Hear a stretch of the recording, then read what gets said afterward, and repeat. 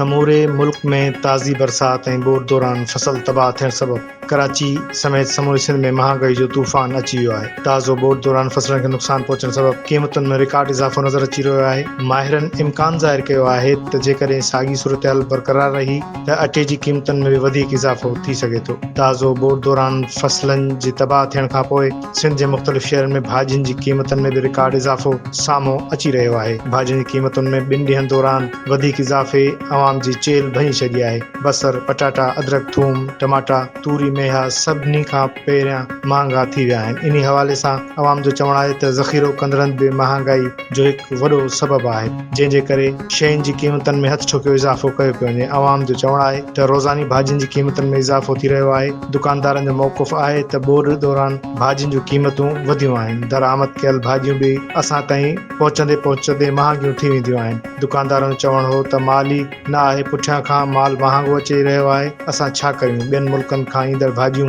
काफ़ी महांगो पइजी रहियूं आहिनि। ॿिए तरफ़ हुकूमत समूरिन दावाउनि ऐं दरामद जी इजाज़त बावजूदि मुल्क में खंड जी क़ीमत सरकारी अघ ते लाॻीतो ॾेई न सघी आहे। कराची जा शहरी मुल्क में सभिनी खां वधीक महांगी खंड 220 रुपया किलो ताईं ख़रीद करण ते मजबूर आहिनि, जॾहिं त ताज़ो ई बोर सबबि कणक जी क़ीमतुनि में इज़ाफ़ो थी रहियो आहे। 40 किलो कणक जो थेलो 3943 रुपया ताईं पहुची चुको आहे।